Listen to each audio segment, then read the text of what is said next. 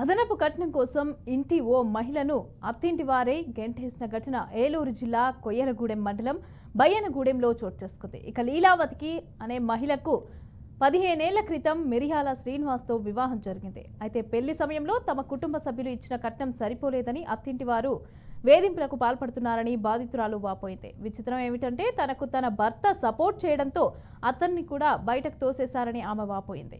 అధికారులే తమకు న్యాయం చేయాలని, లేదంటే తన 2 ఆడపిల్లలతో సహా పురుగుల మందు తాగి ఆత్మహత్య చేసుకుంటానని బాధితురాలు అంటోంది. నా పేరు మిరియాల లీలావతి. మా ఆయన పేరు మిరియాల శ్రీనివాసరావు. నాకు 2 అమ్మాయిలు. నా పెళ్ళై 13 సంవత్సరాలు అయింది. ఇంట్లో అన్ని పనులు చేసినా ఇంకా అదనంగా డబ్బులు తేలేదని హింస పెడుతున్నారు. అదే విషయం మా ఆయన అడిగితే, మా వారు అడిగితే ఆయన కూడా తిట్టేవారు. అలా అని చెప్పి మొత్తం బయటికి గెంటేశారు. ఆయన కూడా అడుగుతుంటే బయటికి గెంటేశారు. ఏం చేయాలో తెలియక అక్కడ బయటికి గెంటేశారని పొలాన్ని టెంట్ వేసుకుని కూర్చున్నాం. ఇక్కడ కూడా గెంటేయాలని చూస్తున్నాం. పొలం ఎంత ఉంది మీకు? మొత్తం మాకు పొలం వచ్చి 60 ఎకరాలు ఉన్నది. మీకు ఏమైనా ఇచ్చారా? మాకేమీ రూపాయి ఇవ్వలేదండి. పైగా ఇక్కడ కూడా బయటకు వెళ్ళిపోమని చెప్పి మళ్ళీ పోలీస్ కేసు పెడుతున్నారు.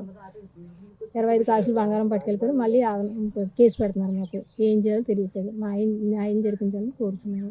లేని పక్షంలో నేను పురుగు మందులు తాగి చనిపోవాలని చూస్తున్నాను.